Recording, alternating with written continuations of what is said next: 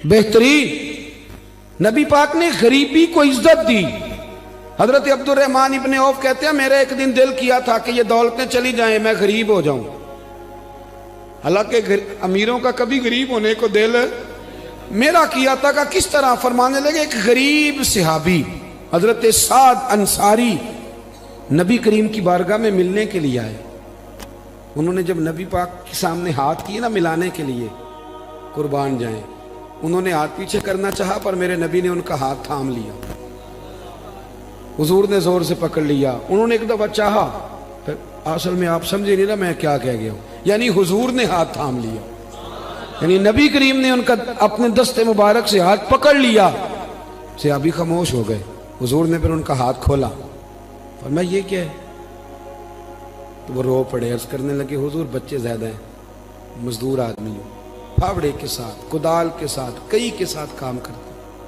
یا رسول اللہ یہ نا چھالے پڑ گئے میرے ہاتھوں پہ. حضرت عبد الرحمن ابن عوف کہتے ہیں کائنات نے, دھرتی نے وہ نظارہ بھی دیکھا کہ جس رسول کے قدم چومنے کے لیے جبریل جھکے, اس محبوب نے مزدور کا ہاتھ چومنا شروع کر دیا. فرماتے ہیں غریبی کو وہ عزت ملی کہ میرا بھی دل کرتا تھا غریب ہو جاؤں, دل کرتا تھا. یہ کس نے ذروں کو اٹھایا اور صحرا کر دی, یہ کس نے قطروں کو ملایا اور دریا کر دیا, یہ کس کی حکمت نے یتیموں کو کیا در یتیم اور غلاموں کو دنیا بھر کا مولا کر دیا. ہم نا اصل میں عزت نہیں دے پائے. ہم نے وہ جو سٹیٹس کا فرق رکھا ہوا ہے نا, اس نے تباہی کر دی. نبی کریم کا انقلاب یہ ہے کہ, اور حضور نے نا ایک اور بات بھی ذہن میں رکھی, نبی پاک صلی اللہ علیہ وسلم نے لوگوں کو بتایا ہے کہ گناہ ہوتا ہے. کیمرے لگانے سے گناہ نہیں ختم ہوتے, کیمرے لگانے سے گناہ نہیں ختم ہوتے, چوکیاں بنانے سے نہیں ختم ہوتے. گناہ تب ختم ہوتے ہیں جب احساس پیدا ہو جائے کہ یہ چیز غلط. میرے معاشرے میں گالی کو لوگ گناہ ہی نہیں سمجھتے. بالکل یہ تو کوئی جرم ہی نہیں. حالانکہ حضور صلی اللہ علیہ وسلم نے فرمایا مومن کو گالی دینا اعلانیہ فسق ہے. جو کسی مومن کو گالی دیتا ہے وہ اعلانیہ اللہ کی نافرمانی کرے. اب یہ کوئی گناہ ہی نہیں. اب 2 3 5 لطیفے جھوٹے سنا جانا یہ گناہ ہی کوئی نہیں. اور نبی پاک نے فرمایا مومن بزدل ہو سکتا ہے, کنجوس ہو سکتا ہے, پر میرا مومن جھوٹ نہیں بولتا. آپ سمجھے بات. ہمارے ہاں یہ معیار بن گیا کہ ہم نے گناہ کو گناہ نہیں سمجھا. نبی کریم نے نا انقلاب یہ برپا کیا کہ دلوں کے اندر سے نا میل کچیل نکال کے احساس پیدا کر دیا کہ گناہ ہوتا ہے. احساس, جب آپ کو احساس پیدا ہو جائے نا کہ مجھ سے, آپ یقین کریں مطلب موٹر سائیکل والے کو پجارو والا جب ٹکر مار دیتا ہے نا تو وہ گر جاتا ہے. تو وہ چونکہ پجاروں میں بیٹھے ہوتا ہے تو وہ الماری کھول کے یا شیشہ نیچے کر کے تو وہ اس کو کہتا ہے کہ اٹھ جا, کیا ہو گیا, مطلب تو دھیان سے نہیں چل رہا. موٹر سائیکل والوں نے تو خرید لی ہے یہ روڈ, کیونکہ وہ پجاروں پہ ہے.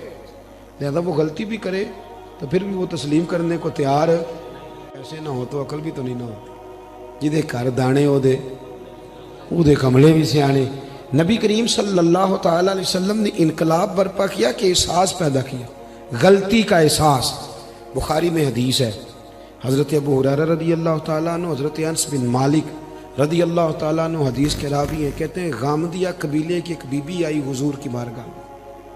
یہ لوگ گناہ کرتے تھے, بدکاری کرتے تھے, بلکہ معاذ اللہ عرب میں یہ رواج تھا کہ اگر کسی کے ہاں بیٹا پیدا نہیں ہوتا تھا تو معاذ اللہ ثم معاذ اللہ وہ کسی اور مرد کے ہاں بھیج دیتے تھے.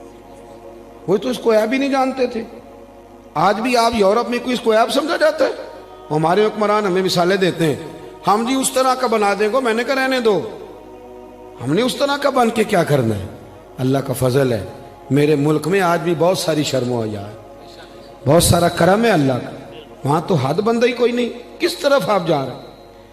قبیلہ غامدیہ کی عورت آئی تو حضرت ابو ہریرہ کہتے ہیں وہ رو پڑی, اور اس طرح روئی کہ جیسے بڑی تکلیف میں. حضور نے فرمایا کیا ہوا؟ یا رسول اللہ بھول گئی تھی, غلطی کر بیٹھی, مجھ سے زنا ہو گیا. حضور صلی اللہ علیہ وسلم, اب دیکھیں ذرا, یہاں مجرم کو مار مار کے منواتے, وہ مانتا نہیں کیونکہ وہ پاک ہو کے دنیا سے جانا نہیں نہ چاہتا. حضور صلی اللہ علیہ وسلم نے نہیں منوایا, وہ خود کہہ رہی ہے. تو محبوب فرمانے لگے تو کیسے ثابت کرے گی کہ تو نے زنا کیا ہے, یعنی مجرم کو ثابت کرنا پڑے گا. تو عرض کرنے لگی حضور میرے پیٹ میں ناجائز بچہ ہے. حضور نے فرمایا واپس جا کہ بچہ پیدا ہو جائے تو پھر آنا، گویا غلطی تیری ہے، تیرے بچے کی تو نہیں ہے۔ 8-9 ماہ کے بعد دوبارہ آئی تو پھول سا بیٹا گود میں، آ کے کہنے لگی، کوئی 2 سپاہی نہیں حضور نے بھیجے کہ دھیان رکھنا بھاگ نہ جائے۔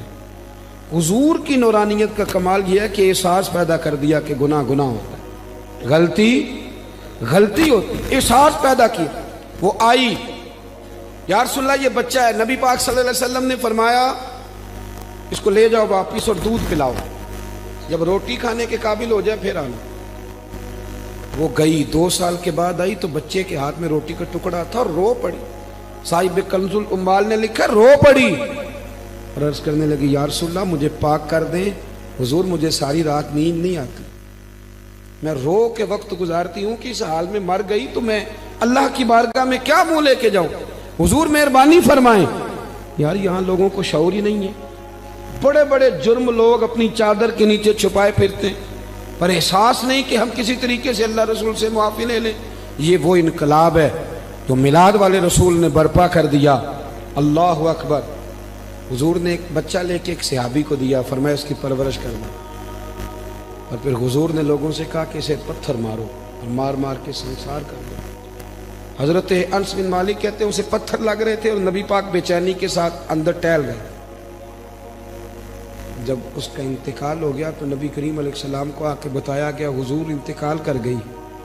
آپ فرماتے ہیں کہ کمال اس کے آگے ہوئی جب نبی کریم نے فرمایا جاؤ اسے غسل دو، کفن پہناؤ، جنازہ تیار ہو جائے تو مجھے خبر کرنا۔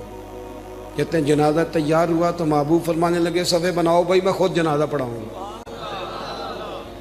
بعد مرن دے مکھڑا میرا ہو جاوے جے تازہ، پھر سمجھ لینا محبوب میرے نے آن پڑھے ہے جنازہ۔ فرمایا صفے بناؤ میں جنازہ پڑھاتا۔ حضور نے جنازہ پڑھایا تو حضرت انس بن مالک رضی اللہ تعالیٰ عنہ فرماتے ہیں جتنی دیر میں اونٹ ذبح کر کے کھال اتار کے گوشت بنا کے تقسیم کیا جاتا ہے اتنی دیر نبی پاک اس کے لیے دعائیں مانگتے رہے۔ ایک صحابی کی زبان سے نکلا یا رسول اللہ اس کے لیے جس نے ناجائز بچہ جنا ہے؟ حضور فرمانے لگے خاموش ہو جا، تم نے اس کا گناہ دیکھا ہے، اس کی توبہ نہیں دیکھی، اس کا احساس نہیں دیکھا، اس کے آنسو نہیں دیکھے؟ فرمایا اس نے تو ایسی شاندار توبہ کی ہے کہ اگر میں اپنی ساری امت میں بانٹ دوں تو اللہ سب کی بخشش فرما دے گا۔ جب تک کریم صلی اللہ علیہ وسلم نے نا غریبی کو عزت دے دی، وقار دیا۔ دوسرا نبی کریم صلی اللہ علیہ وسلم نے لوگوں کے دلوں میں احساس گناہ پیدا کیا، وہ سمجھ گئے یہ غلطی ہے اور ہمیں توبہ کرنی، سمجھ گئے غلطی ہے۔ ہمارے ہاں جب تک یہ احساس نہیں پیدا ہوتا کہ میں غلطی کر رہا ہوں، بہت سارے لوگ آ کے کہتے پیر صاحب مجھے یاد تو نہیں کبھی کسی کا برا چاہا ہو، یاد تو نہیں کبھی کوئی ایسا کام میں کہ بھی تم تو بڑا ولی اللہ بنا، اتنا بڑا دعویٰ کر گیا کہ تو نے کبھی سوچا بھی نہیں غلطی کا، تو پھر مطلب یہاں آنے کا کیا معنی تھا؟ ہمارے بہت سارے دعوے، میرے سمیت آپ کسی کو چھیڑیں وہ کہے گا ایک دنیا میں بندہ ٹھیک ہے جو میں خود ہوں، اس کے علاوہ کوئی ٹھیک ہے؟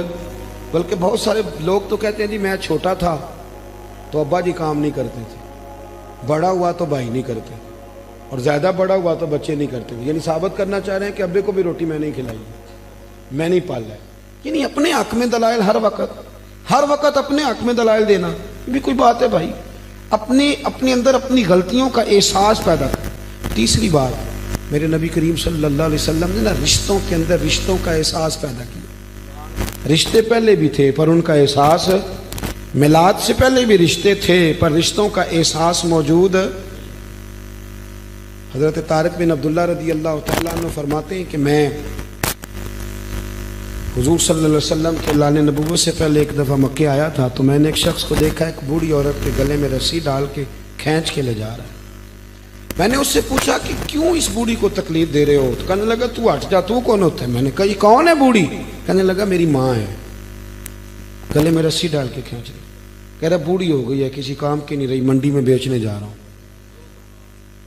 میں آج جب یہ ہم بات بیان کرتے ہیں تو ہمیں حیرت ہوتی ہے کہ نہیں؟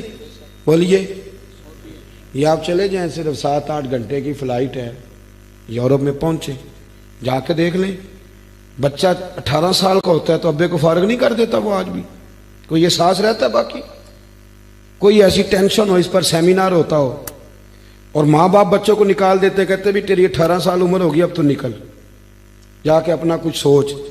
اس کو ہمارے ہاں حیرت سے اس لیے دیکھا جاتا ہے کہ ہم میلاد والے رسول کے ماننے والے. نعت سرکار